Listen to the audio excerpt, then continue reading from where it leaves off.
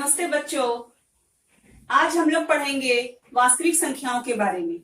इससे पहले हम लोगों ने संख्याएं कितनी प्रकार की होती हैं वो हम लोगों ने इसके पिछले वीडियो में पढ़ा था। इसमें हम लोगों को यूक्लिड विभाजन एल्गोरिथम के बारे में पढ़ना है। इस के बारे में आप लोग एक बात याद रखिए कि ये हम लोग धनात्मक पूर्णांकों के लिए इस्तेमाल करते हैं। यहाँ पर यूक्लिड देख के आप लोग डर नहीं जाइएगा। यूक्लिड उस गणितज्ञ का नाम है जिसने इसको सर्वप्रथम बताया। आइए इसके बारे में जानते हैं। एक धनात्मक पूर्णांक a, कोई एक संख्या है धनात्मक पूर्णांक a, उसे किसी अन्य धनात्मक पूर्णांक b से इस प्रकार विभाजित किया जा सकता है कि शेषफल r प्राप्त हो। यहाँ पर क्या लिखा हुआ है? लिखा हुआ है कि एक धनात्मक पूर्णांक a, मान लीजिए एक धनात्मक पूर्णांक a है। उसके बाद क्या करना है?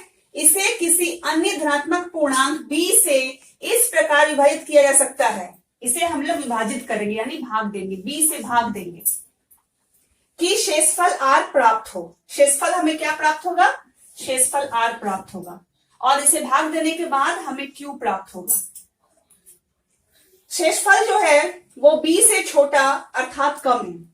यहां पर हम लोग इसको लिख सकते हैं इस प्रकार, a बराबर बी क्यू प्लस आर, और r जो है वो 0 से b के बीच में है। आइए इसे हम लोग एक उदाहरण द्वारा समझें। मान लीजिए एक संख्या 13 है, उसे हम लोग 3 से भाग देते हैं। 3 से 13 को भाग देने पर 3 गुना 4 12 आएगा। हम लोग जब घटाएंगे तो 1 आएगा। इसे हम लोग इस प्रकार लिख सकते हैं, 13 बराबर 3 गुना 4 जोड़ 1।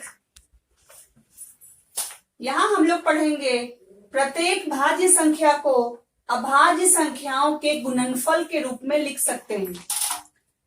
प्रत्येक भाज्य संख्या को अभाज्य संख्याओं के गुणनखंड के रूप में लिख सकते हैं। यही हमारी अंकगणित की आधारभूत प्रमेय है। जैसे अगर हमें 10 को दर्शाना हो, 10 क्या है? 10 है भाज्य संख्या। इसे दर्शाना हो तो हम लोग लिख सकते हैं 2 गुना 5 गुना 1। किसी भी गुणनखंड में हम लोग 1 जरूर लिखेंगे। अब इसके बाद हम लोग इस पर सवाल बनाएंगे यूक्लिड प्रमेयिका पर। निम्न पूर्णांक युग्मों के लिए q और r ज्ञात करें। पहला सवाल है 10 और 3, दूसरा है 4 और 19, तीसरा 8 और 13। हम लोग यहाँ एक चीज ध्यान देंगे कि छोटी संख्या से बड़ी संख्या को भाग दिया जाता है। मैंने यहाँ पर दूसरा सवाल को हल करके दिखाया है। 4 से मैंने 19 को भाग दिया तो 4 गुना 4 16 आएगा। इसको जब घटाया जाएगा तो 3 आएगा।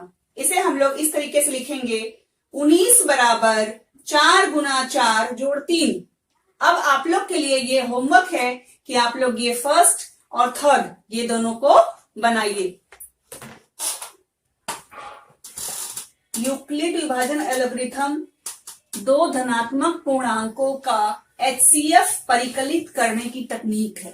हम लोग जानते हैं HCF अर्थात हाईएस्ट कॉमन फैक्टर। यदि हम लोग दो संख्याओं के HCF निकालना हो तो हम लोग पहले दोनों का गुणनखंड निकालते हैं। उसमें से जो हाईएस्ट होगा अर्थात सबसे बड़ा होगा उसे हम लोग उस दो संख्याओं का HCF कहते हैं। उदाहरण 455 और 42 का HCF ज्ञात करें। यहां पर हम लोग देख रहे हैं कि बड़ी संख्या 455 है और छोटी संख्या 42 है। यहां हम लोग जैसे पहले भाग दिए थे, छोटी संख्या से बड़ी संख्या को भाग देंगे। 42 से जब भाग देंगे तो 42 गुना 10 420 आएगा और इसे घटाने पे हमें 35 प्राप्त होगा। 35 अर्थात हमारा शेषफल अर्थात r। अब यूक्लिड परिमेय से हम लोग इसे लिख सकते हैं, 455 बराबर 42 गुना 10 जोड़ 35। इसके बाद हम लोग भाजक 42 और शेषफल 35 ये दोनों को लेकर के हम लोग आगे बढ़ेंगे। जब हम लोग 42 और 35 को लेकर आगे बढ़ते हैं तो 35 से 42 में भाग देंगे तो एक बार में जाएगा और शेषफल 7 आएगा। इसे हम लोग लिख दिए हैं 42 बराबर 35 गुना 1 जोड़ 7। अब अगले चरण में हम लोग यहाँ पर 35 और 7 को लेके आगे बढ़ेंगे। तो 35 बराबर 7 गुना 5 जोड़ 0। हमें इस क्रम में तब तक आगे बढ़ते रहना है जब तक हमें शेषफल 0 प्राप्त नहीं हो जाए।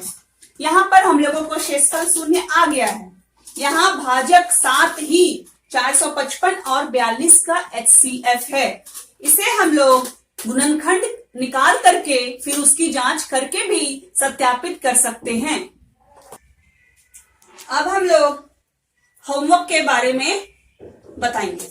प्रश्नावली 1.1 में प्रश्न संख्या 1 में लिखा हुआ है HCF निकालें यूक्लिड विभाजन एल्गोरिथम का प्रयोग करके। पहला सवाल है 135 और 225, दूसरा है 196 और 38,220, तीसरा सवाल है 867 और 255। तीनों का हम लोग अलग अलग HCF ज्ञात करेंगे। क्या करना है इसमें आप लोग को मैंने पहले बताया, बड़ी संख्या में छोटी संख्या से भाग देना है। उसके बाद हमारा जो भाजक और शेषफल होगा उस दोनों को लेकर के हम लोग फिर से भाग देंगे। इसी तरह से हम लोग लगातार करते जाएंगे जब तक हम लोग का शेषफल 0 ना आ जाए और अंतिम में जो भाजक होगा वही हमारा HCF होगा। आशा है आप लोग को समझ में आया होगा। धन्यवाद।